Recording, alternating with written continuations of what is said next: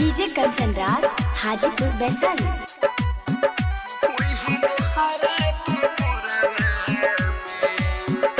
Mix Pallavi recording studio Mathiya मोड़।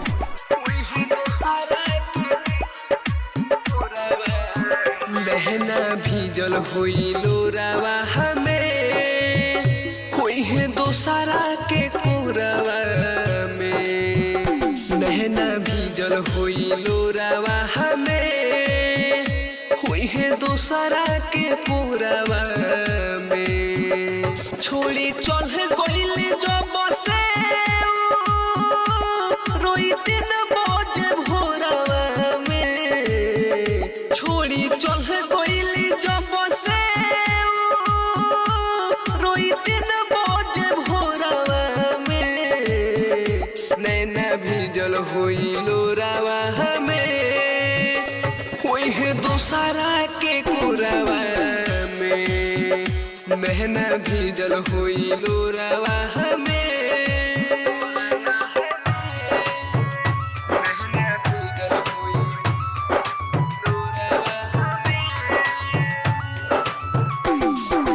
DJ Kanchan Raj Hajipur Vaishali.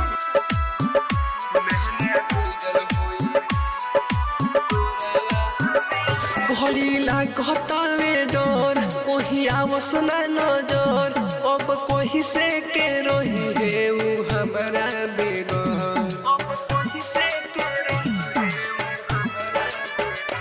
घड़ी लागतावे डर कोही आवस ना नजर। अब कोही से के रही है उ हमारा बेगर।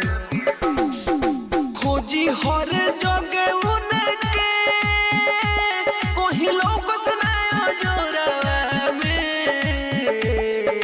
खोजी हर जगह उनके कोही लोग सुनायो जोरावा में। नैना भीजल होई लोरावा हमें कोई है दोसरा के कोरावा में। नैना भीजल होई लोरावा हमें।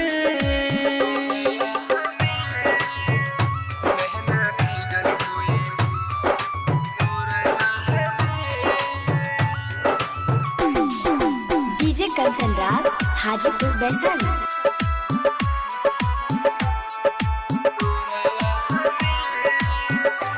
हमर दी हल चिन्हा देखी पीती है सीना। जिन कोई है वो सुन अमर जित बिना।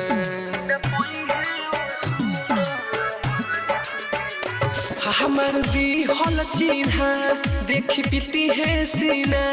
जिन कोई है वो सुन हो पर मुध बिना। लागत परियन जैसे कोई है शादी के जोड़ा में। लागत परियन जैसे कोई है शादी के जोड़ा में। नैना भीजल होई लोरावा हमें कोई है दोसरा के कोरावा में। नैना भीजल होई लोरावा